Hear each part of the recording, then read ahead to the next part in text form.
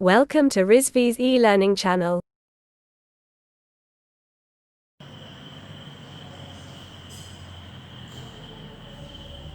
Good afternoon class. आज हम heat and mass transfer subject में जो नेक्स्ट टॉपिक पढ़ने जा रहे हैं that is Fourier's law of heat conduction. Previous class में हमने मोड्स ऑफ हीट ट्रांसफर के बारे में पढ़ा था, जहां हमने कंडक्शन, कन्वेक्शन और रेडिएशन के थ्रू हीट ट्रांसफर किस प्रकार से होता है हमने ये जाना है। आज हम उसी कंडक्शन के बारे में पढ़ेंगे कि कंडक्शन से जो हीट ट्रांसफर होता है वो कैसे होता है, किस लॉ बेस्ड है। हम सभी जानते हैं कि साइंस टोटली एक्सपेरिमेंटल और ऑब्जर्वेशन बेस्ड होती है, और एक्सपेरिमेंट्स और ऑब्जर्वेशन किसी न किसी लॉ के थ्रू हम स्टडी करते हैं। तो जो फूरियर्स लॉ ऑफ हीट कंडक्शन है वो एक एम्पेरिकल लॉ है जो कि टोटली ऑब्जर्वेशन बेस्ड है। ये स्टेट करता है that the rate of flow of heat through a simple homogeneous solid is directly proportional to the area of the section at right angle to the direction of heat flow and to the change of temperature with respect to the length of the path of the heat flow. That means कि एक homogeneous solid body में जो heat flow करती है वो heat directly proportional है किसके, to the cross sectional area of the body जहाँ पर heat flow कर रही है with respect to टेम्परेचर, जो कि टेम्परेचर का डिफरेंस होगा between the faces, to the length of the path of heat flow, जहाँ पर हीट के फ्लो हो रहा है, यानी कि जो बॉडी की ओवरऑल थिकनेस होगी जहाँ तक हीट का फ्लो हो रहा होगा। That means Q is directly proportional to A dt by dx। ये प्रोपोर्शनल का सिंबल हटाने के लिए हम एक प्रोपोर्शनलिटी कांस्टेंट को इंट्रोड्यूस करते हैं जिसे हम K से इंडिकेट करते हैं।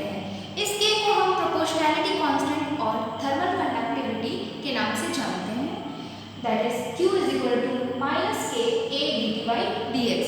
ये माइनस का जो निशान है ये इंडिकेट करता है कि जो टेम्परेचर है आपका वो डिक्रीज कर रहा है along with the direction of increasing thickness। That means कि जैसे जैसे हम थिकनेस को बढ़ाएंगे वैसे वैसे टेम्परेचर कम होता जाएगा रेट ऑफ हीट फ्लो के साथ। यहाँ पे Q आपका हीट फ्लो है through out the body per unit time.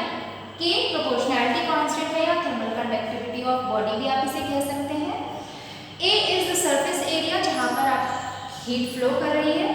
dt temperature difference है between the faces and dx is the thickness of the body. अब Q की अगर ये लॉ है तो लॉ के कुछ तो एजम्पशंस होंगे। अब हम जानते हैं कि वो एजम्पशंस क्या है जिस पर फूरियर्स लॉ टोटली बेस्ड है। फूरियर्स लॉ के एजम्पशंस जो हैं वो फर्स्ट यही है कि कंडक्शन ऑफ हीट जो होगा वो हीट का conduction through out the body steady state condition में ही होगा। अगर स्टेडी स्टेट नहीं होगी तो हीट का कंडक्शन पॉसिबल नहीं होगा। Next the heat flow is unidirectional. That means कि हीट का जो फ्लो होगा वो केवल एक ही डायरेक्शन में होगा throughout the body, reverse में हीट ट्रांसफर नहीं होगा। Next is temperature gradient is constant and the temperature profile is linear. जो भी throughout the body heat का ट्रांसफर होगा वो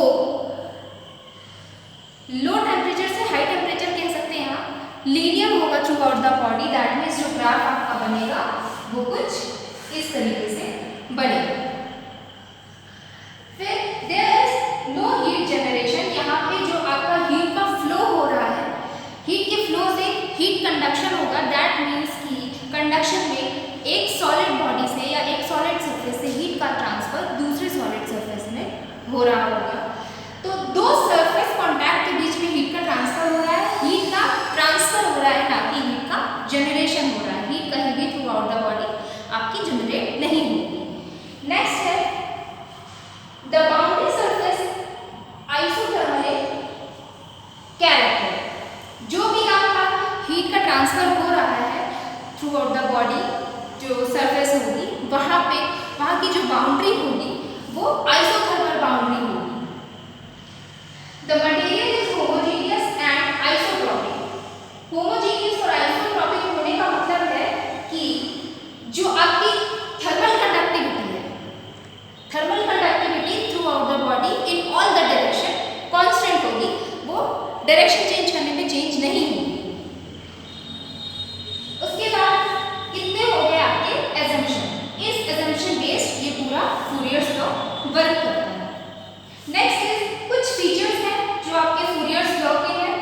वो फीचर्स हैं कि जो फूरियर्स लॉ है वो केवल वो सारे ही मैटर्स के लिए, दैट मीन्स सॉलिड, लिक्विड और गैस, सभी पर ये एप्लीकेबल है। इसकी स्टडी हम तीनों ही स्टेट ऑफ मैटर के लिए करते हैं जहाँ पर हीट का कंडक्शन हो रहा हो। जैसे कि हमने पहले भी पढ़ा है प्रीवियस क्लास में, कंडक्शन के थ्रू जो हीट का ट्रांसफर है हमने सॉलिड में भी पढ़ा था, जो कि बाय लैटिस और बाय फ्री इलेक्ट्रॉन के थ्रू जो ट्रांसपोर्ट हो रहा था, हीट कंडक्शन हो रहा था उसमें। और लिक्विड और गैसेस में जो उनके थर्मल इक्विलिब्रियम से जो बॉडी के अंदर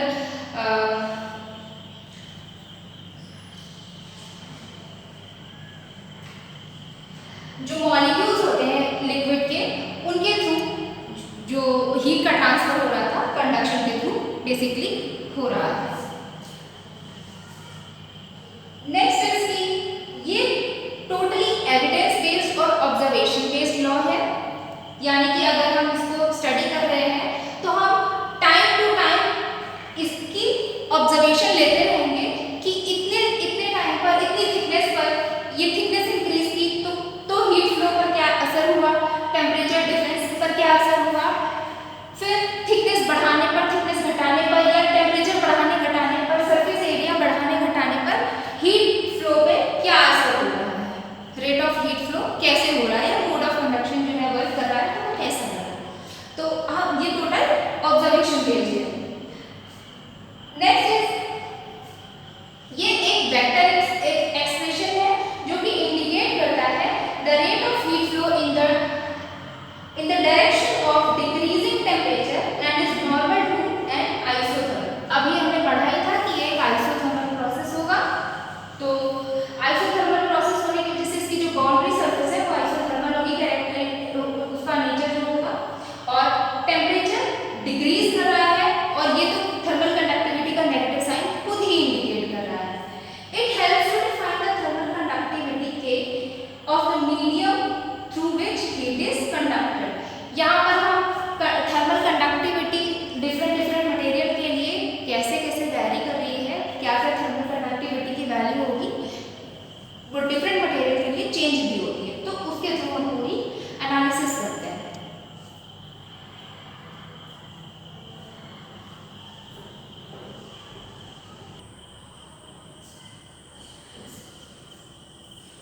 The next topic is thermal conductivity of materials. तो पहले हम ये समझते हैं कि थर्मल कंडक्टिविटी होती क्या है। थर्मल कंडक्टिविटी को हम कैसे इंट्रोड्यूस करते हैं, ये हमने अभी पढ़ा है। This is the amount of energy conducted through a body of unit area and unit thickness in unit time when the difference in temperature between the faces causing the heat flow is unit temperature difference. That means ये एक amount of energy है जो किसी भी solid के through conduct की जाती है। जो एरिया होगा वो भी यूनिट होगा, थिकनेस भी यूनिट होगी, और फेसेस के बीच में जो हीट फ्लो हो रहा होगा वो टेम्परेचर डिफरेंस की वजह से वो भी यूनिट क्वांटिटी में हो रहा होगा। अभी हमने इक्वेशन पढ़ी थी, Q is equal to minus K A dt by dx। वहीं से हमने थर्मल कंडक्टिविटी की ये इक्वेशन फॉर्म की है, K is equal to Q upon A dx upon dt। dx upon dt phenomena से ही ये माइनस का साइन हट जाएगा। यहाँ पर थर्मल कंडक्टिविटी की डेफिनेशन के अकॉर्डिंग अगर जो अमाउंट ऑफ एनर्जी हमारी कंडक्ट हो रही है किसी भी बॉडी में, तो जो एरिया होगा वो भी आपका यूनिट होगा, यानी 1। हीट भी आपकी हीट फ्लो में जो हो रहा होगा वो भी यूनिट क्वांटिटी की, यानी 1। थर्मल कंडक्टिविटी भी यूनिट ही है। dt बाई dx जो टेम्परेचर का डिफरेंस हो रहा है वो भी आपका यूनिट क्वांटिटी में हो रहा है। तो यहाँ तक की जो k की वैल्यू आ रही है वो है q dx अपॉन dt, जिसे हम मेजर करते हैं वॉट पर मीटर केल्विन में या वाट पर मीटर डिग्री सेंटीग्रेड में। अब ये भी कैसे आएगी, जहाँ पे हमें पता ही है कि Q के लिए आपका जो यूनिट होगी वो वॉट होगी, A के लिए 1 मीटर स्क्वायर हो जाएगी, X के लिए ये मीटर होगी और T के लिए हो जाएगा आपका केल्विन। दैट मीन्स जो आपकी यूनिट आएगी वो होगी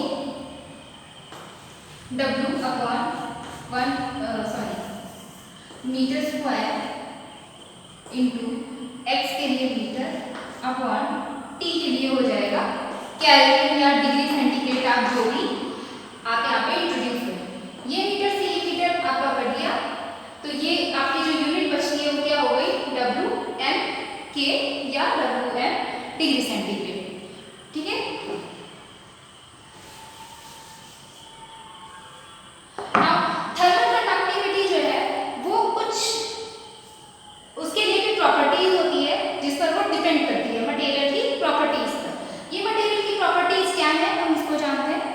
मटेरियल का जो स्ट्रक्चर है थर्मल कंडक्टिविटी टोटली बेस्ड होती है उस पर। मटेरियल किस अलॉय का या किस मेटल का बना हुआ है उसके अकॉर्डिंग मटेरियल की थर्मल कंडक्टिविटी वेरी करती है। फिर मटेरियल में मॉइस्चर कंटेंट कितना है, हाईली मॉइस्चर कंटेंट होगा तो जो टेम्परेचर डिफरेंस होगा वो मॉइस्चर कंटेंट होने की वजह से उसको हीट अप जब करते हो टेम्परेचर जो है वो ज़्यादा देर में गर्म होगा मॉइस्चर कंटेंट की वजह से, क्योंकि ड्राई चीज़ें तो बहुत जल्दी गर्म हो जाती है। लेकिन अगर आप भीगी हुई लकड़ी को जलाने की कोशिश करेंगे तो जब तक उसके अंदर का जो वेट है या मॉइस्चर है वो पूरी तरीके से खत्म नहीं होगा तब तक वो जल्दी नहीं, तो इसका भी बहुत बड़ा असर पड़ता है। फिर आता है डेंसिटी ऑफ मटेरियल की मटेरियल कितना डेंस है, कितना थिक है, उसकी डेंसिटी वेरी करती है material to material. Pressure and temperature material पर कितना प्रेशर या कितना टेम्परेचर मटेरियल होल्ड कर सकता है, ये आपके फैक्टर्स हैं जो कि थर्मल कंडक्टिविटी को इफेक्ट करते हैं, थर्मल कंडक्टिविटी इन पर डिपेंड करती है। थर्मल कंडक्टिविटी निकालने का एक फॉर्मूला है जो आपका K=K0 in bracket 1 plus beta 2, जहाँ पे K आपका थर्मल कंडक्टिविटी है और K0 भी थर्मल कंडक्टिविटी है बट एट 0 डिग्री सेंटीग्रेड पर। बीटा आपका टेम्परेचर कोफिशिएंट है, temperature coefficient of thermal conductivity. ठीक है,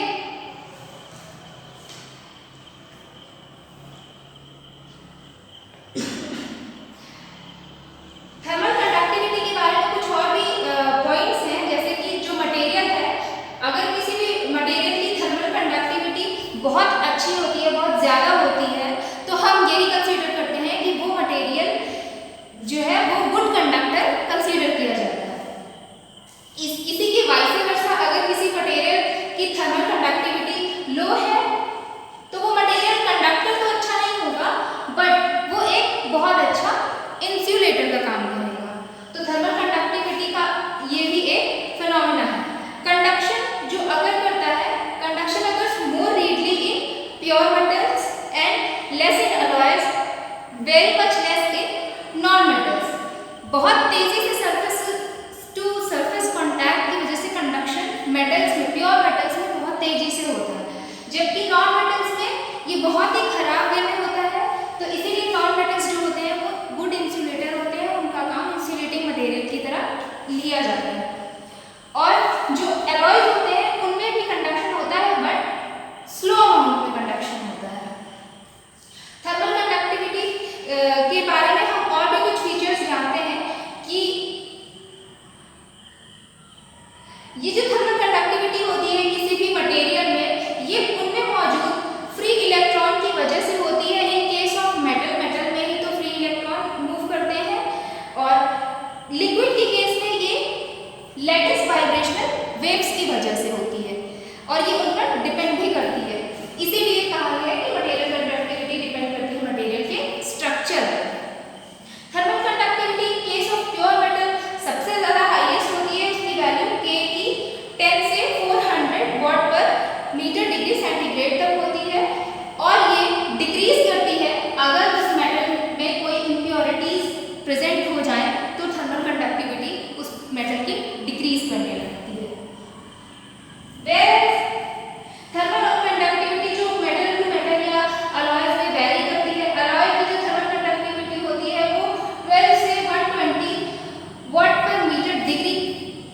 सेंटीग्रेड के इक्वल इन बिटवीन होती है। वहीं हीट इंसुलेटिंग या बिल्डिंग मटेरियल्स में के की जो वैल्यू होती है वो 0.023 से 2.9 वॉट पर मीटर डिग्री सेंटीग्रेड तक वेरी करती है। इनके बीच में ही ये होती है। उसके बाद लिक्विड्स के लिए जो थर्मल कंडक्टिविटी के की वैल्यू होती है वो 0.2 से 0.5 वॉट पर मीटर डिग्री सेंटीग्रेड की होती है और गैस और वेपर्स के लिए 0.006 से 0.05 वॉट पर मीटर डिग्री सेंटीग्रेड के बीच में वेरी करती है।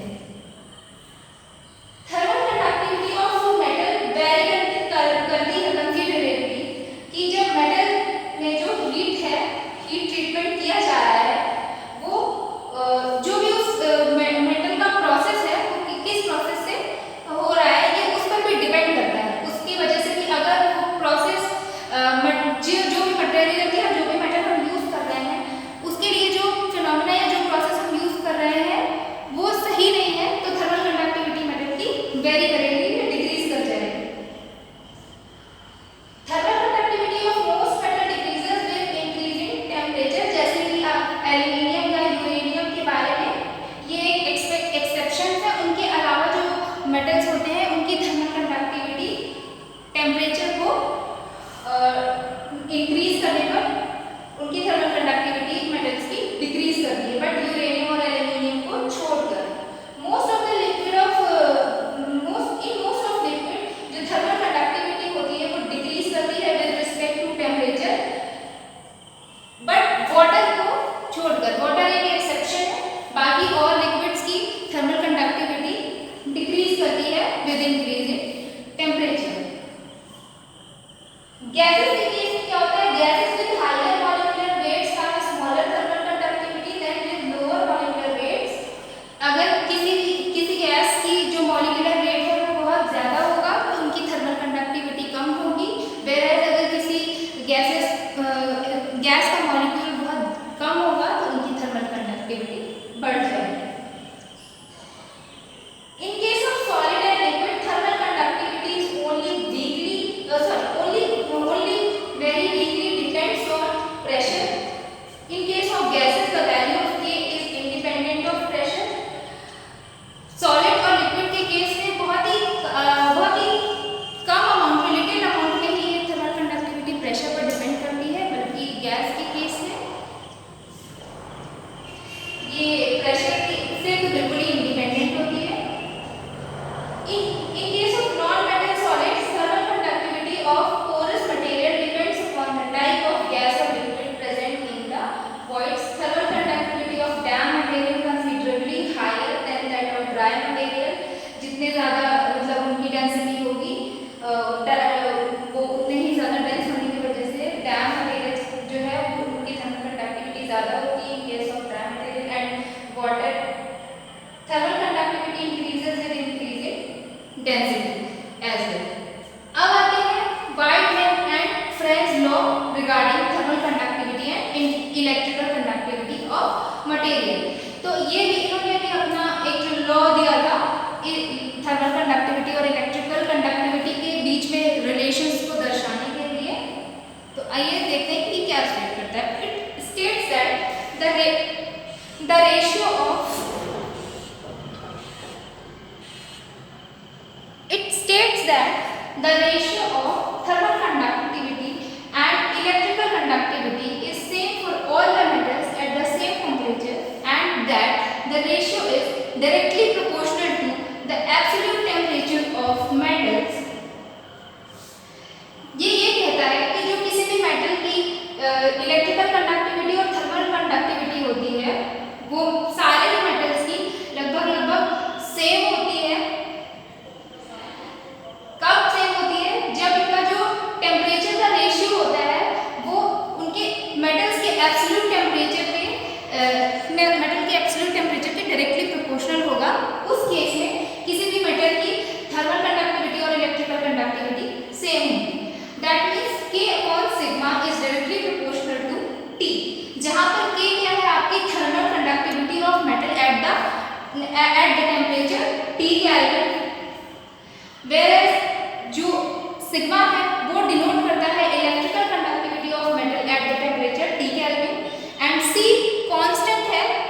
लॉरेंज नंबर जिसे हम कहते हैं, और इसकी वैल्यू होती है 2.45 × 10⁻⁸ वॉट ओम पर के स्क्वायर, के दैट मीन्स केल्विन स्क्वायर।